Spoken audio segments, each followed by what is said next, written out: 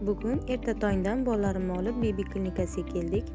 Tanishing, o'g'lim Akbar 10 yoshda, yuzidagi oq dog'lari sababli gijaga taxmin qilib olib kelgandim. Mutaxassis ko'rigidan so'ng gija borligi tasdiqlandi va ukasini ham birgalikda davolashga qaror qildik.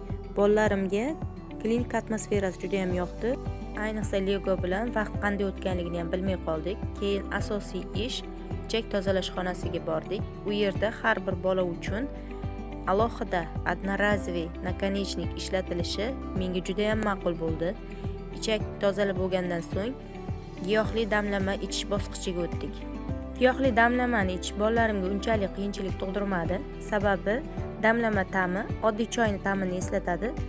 Bolalar buni bemalol ichishlari mumkin. Haqiqatan ham dorilarsiz, toklarsiz muolaja o'tkazdik.